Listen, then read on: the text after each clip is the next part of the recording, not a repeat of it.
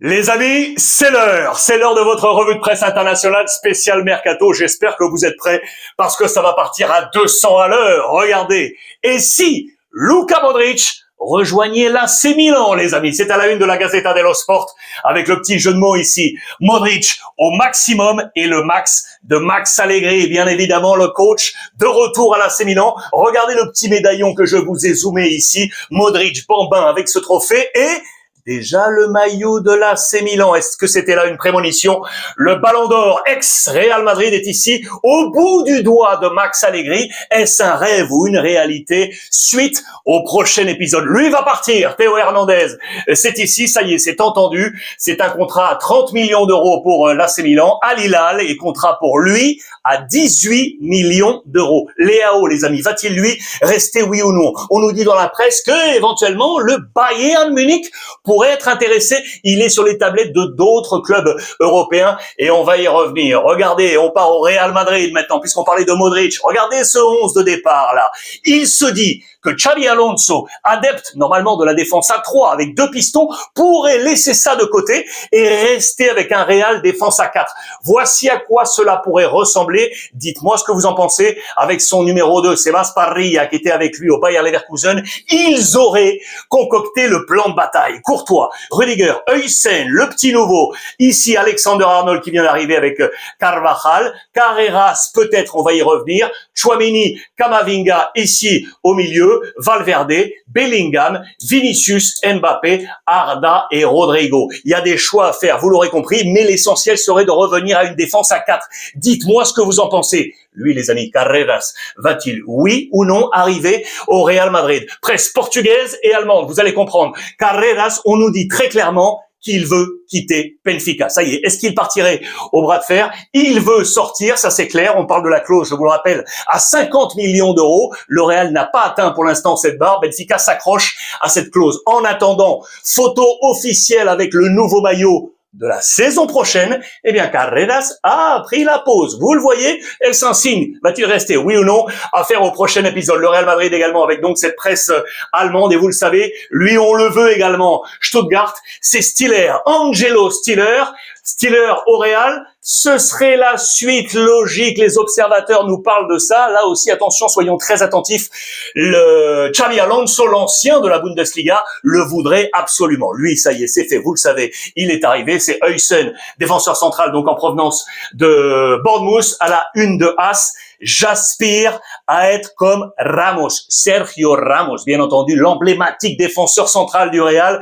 Il veut être dans sa veine, le néo-international espagnol. J'adore regarder cet article que je voulais vous montrer également dans les colonnes de As. Révolution sur les bancs, c'est la première fois, les amis, au Real Madrid, que les 3 principaux entraîneurs sont changés. Carlo Ancelotti, bien évidemment, Raúl avec l'équipe 2 et Toril qui est l'entraîneur de l'équipe féminine. Les 3 principaux coachs changés du côté du Real Madrid, c'est vraiment assez rare. Wirtz va-t-il arriver finalement au Real au dernier moment? Pourquoi je vous dis ça? Parce que regardez, presse allemande également avec Bild, on est en préparation, il est avec la sélection nationale germanique. Eh bien, regardez, on parlait, vous le savez, de l'offre de 130 millions, je vous en ai parlé hier. Liverpool, 130 millions au Bayer Leverkusen. Réponse des Allemands, niet. L'offre a été repoussée. 130 millions d'euros, les amis. Du coup, eh bien, on s'interroge sur l'avenir de Wirtz. Va-t-il, oui ou non, filer à Liverpool ou ailleurs? Chelsea, regardez la une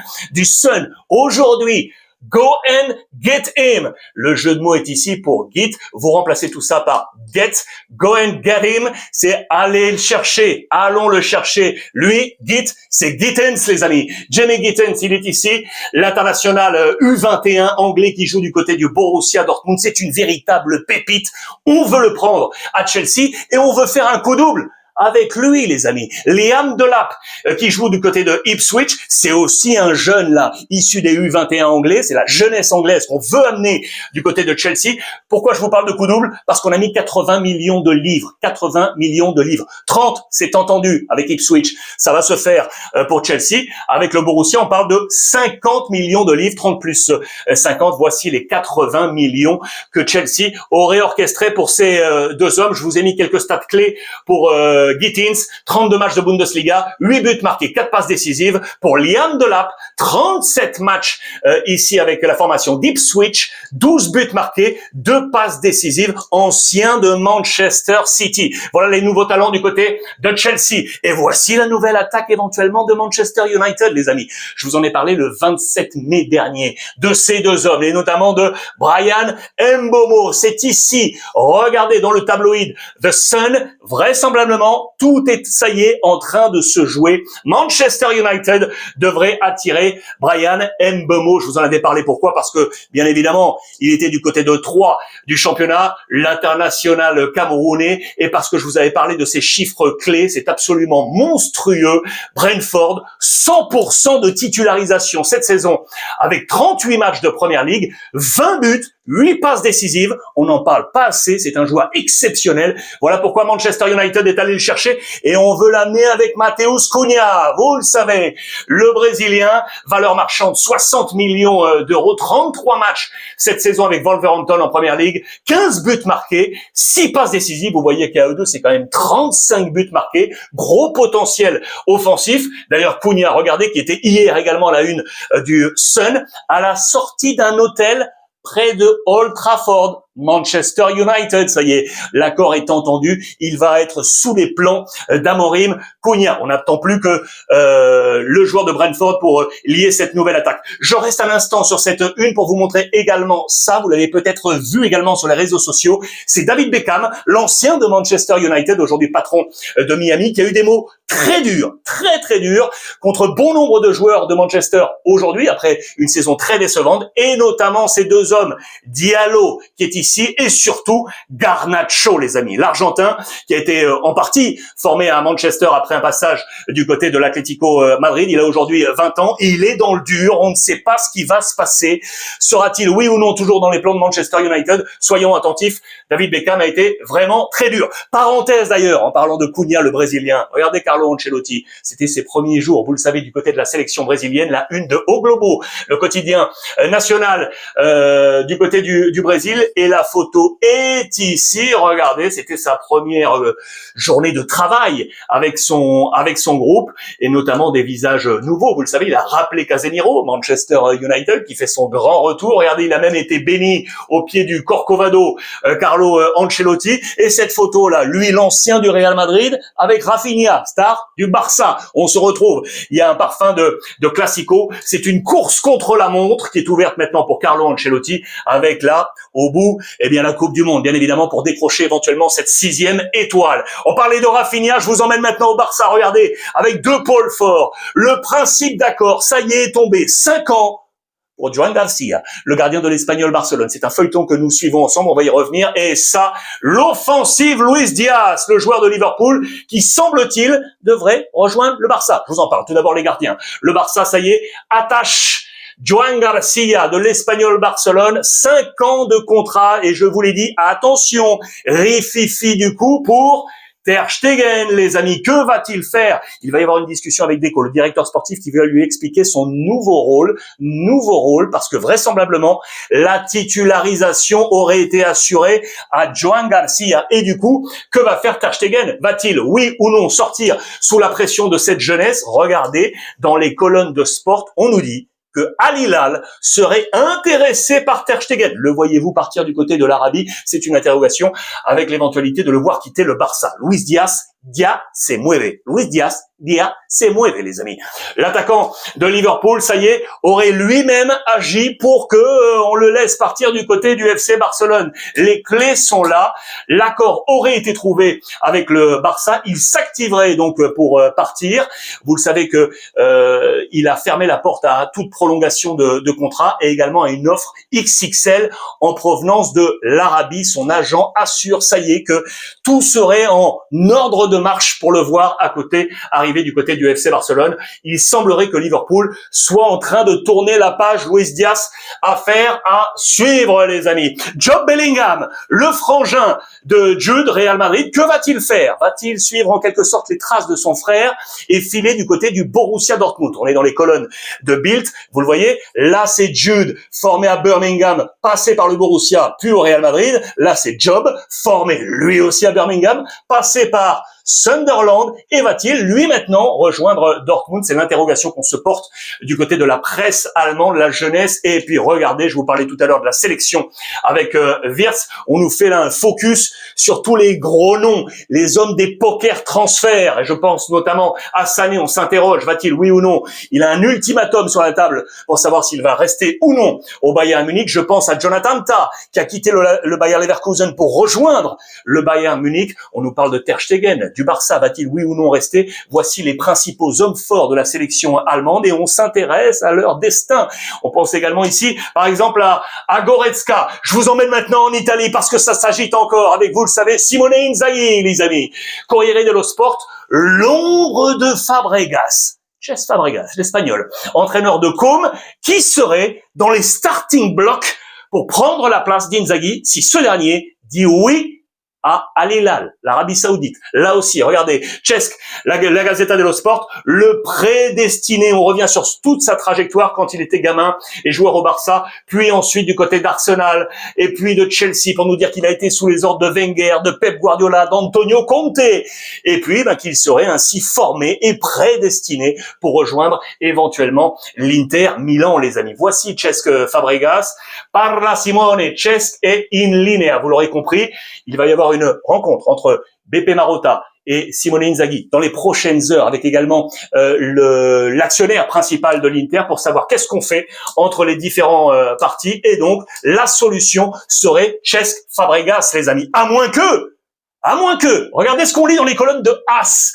en Espagne. On nous dit qu'El Cholo Simeone, l'actuel entraîneur depuis 150 ans de l'Atlético Madrid, pourrait être sur les tablettes secrètes de l'Inter si finalement ça se faisait pas avec Cesc ou qu'on venait à doubler l'opération. Simeone qui avait été joueur de l'Inter, regardez, pour les plus jeunes d'entre vous, c'était en 1997-1999, 2 saisons, il avait été notamment coéquipier de Ronaldo qui est ici le Brésilien. Et si ça c'était le coup de poker de l'Inter, affaire à suivre, ce n'est qu'un dossier du côté de la formation de AS. Les pages intérieures toujours avec cette fois les transferts, les joueurs du côté de l'Inter, le travail également de Beppe Marotta dans l'ombre de Simone Inzaghi. Au passage, regardez ce que je vous montre ici en encadré, Cesc Fabregas, et on nous parle également de Roberto De Zerbi, le coach de l'Olympique de Marseille. Affaire à suivre. En attendant, les joueurs, c'est ici. Alors, Jonathan David, apparemment, ça se refroidit un petit peu parce que le Napoli était également dessus. Affaire à suivre. Il y aurait une option éventuellement avec Højlund de Manchester United. On parle également de Boni, de Parme. Et attention, il y a le Naples est également dessus. Vous allez le voir. Les attaquants qui seraient sortants du côté de l'Inter, Taremi, Arnautovic et Correa. Que va-t-il se passer notamment avec Jonathan David qui semble désirer d'un peu partout? Lui arrive, Olympique de Marseille, vous le savez. Luis Enrique, il est arrivé hier à l'aéroport, il va le signer aujourd'hui. Un contrat jusqu'en 2030 pour lui. Il ne sera pas le seul nouveau. 23 ans, je vous le rappelle, pour le joueur brésilien. Lui, Petar Sucic, 21 ans, milieu de terrain croate. Ces deux hommes vont s'inscrire dans ce 11 probable de l'Inter que je vous ai zoomé. Regardez, ils sont ici avec un doublon pour Mkhitaryan. On a vu un peu à court de souffle dans sa finale de Ligue des Champions face au Paris Saint-Germain. Sukic pourrait également jouer ici en doublon de Barella et donc Luis Enrique autour de Dumfries. On aurait plus de solutions pour cette Inter. Je vous laisse porter regard. La Juve également. Là aussi, vous le savez, on est entre les deux, parce qu'il y a des changements dans l'organigramme de direction. Et regardez ce qui se passe. La une de Tuttosport, l'organe de la Juventus de Turin, Comolli, l'ex-président de Toulouse, qui va donc arriver comme super boss du côté de la Juve. 3 dossiers chauds pour lui. Colomani, un directeur sportif, et Igor Tudor, les amis, l'ex-coach de l'Olympique de Marseille qu'on avait annoncé sortant. On pensait qu'un nouveau coach allait arriver à la Juve.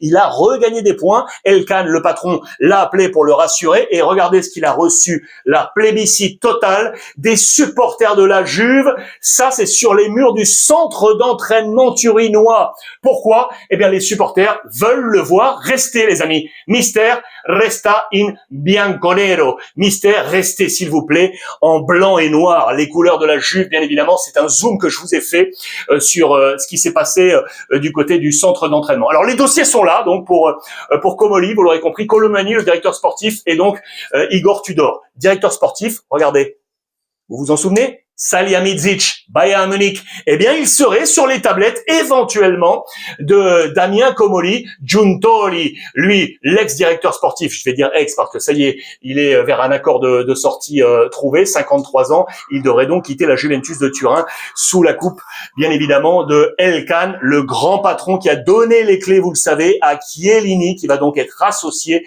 à Damien Comolli, cette nouvelle Juve qui arrive. Regardez encore ces pages intérieures avec ces visages forts dont je vous ai parlé et un topo ici sur Damien Comolli. On parle d'alchimie, on parle de vision, on parle de son passé, de son amour pour Arsène Wenger, pour le modèle qu'il a créé à Toulouse, pour Modric également, beaucoup de choses. Très intéressant de voir le Français arriver du côté de la Juventus de Turin. Cela nous donnera pas mal d'actualités. Juve encore, on va chercher un numéro 9 les amis, puisqu'on parle de Randal Colomeni. Que va-t-il se passer? Va-t-il rester? Oui ou non? Il y a plein d'autres options. Regardez, on nous parle de Retegui, Atalanta Bergame, Gyökeres, bien évidemment, et Gonçalo Ramos, les amis. Regardez, l'attaquant portugais du Paris Saint-Germain serait sur les tablettes de la Juventus de Turin. C'est une affaire à suivre. Damien Comolli, français, était dans la Ligue 1 avec Toulouse, voit parfaitement les performances de Gonçalo Ramos. Il pourrait arriver du côté de la Juve. Le Napoli, maintenant, avec Kevin De Bruyne. Je vous l'ai dit hier, retard de la visite médicale. C'était juste une question de formalité. Ça va se faire, mais il est parti, vous le savez maintenant, avec la sélection belge, ici avec Rudy Garcia, l'ancien de l'AS Roma, sélectionneur belge aujourd'hui, qui l'a accueilli tranquillement. Il va retrouver Lukaku, le Napolitain, vous l'aurez compris, la doublette.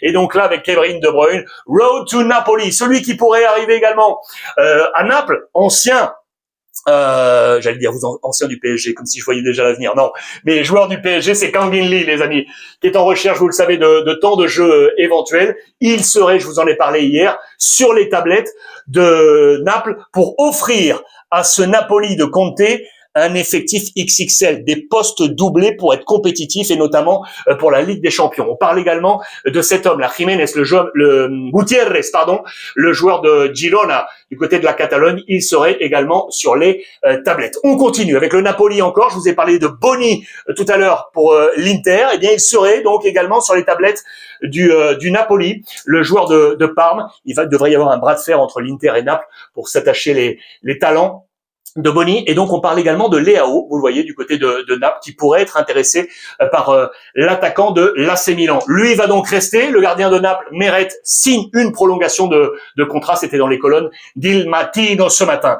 Rome, j'allais vous dire l'AS Roma, mais tout Rome, parce que tout Rome change, vous le savez. Gasperini, l'ancien de l'Atalanta, succède à Ranieri, et c'est le grand retour de Maurizio Sarri du côté de la Lazio, ce qui nous donne une révolution à l'AS Rome et une restauration, vous aurez compris les mots, du côté de la Lazio avec Sarri qui retrouve le président Lotito. On sera très attentif au mercato de ces deux clubs. Portugal, rapidement pour vous montrer quoi, justement en parlant de Rome, Dahl, l'international suédois qui appartient à la Roma, qui était prêté du côté de Benfica, accord trouvé. Benfica va le garder. On va garder le latéral, vous le voyez, pour 9 millions plus 2, plus un pourcentage à la revente éventuelle pour les Romains en fonction de l'avenir de Dahl. C'est un joueur très intéressant pour les postes latéraux. Otamendi, le capitaine, le vieux de la vieille, lui devrait rester. Vous le voyez, à la une de record, prolongation attendue pour lui au Sporting. Juste pour info, notez bien, lui, Morita, le japonais, joueur très intéressant.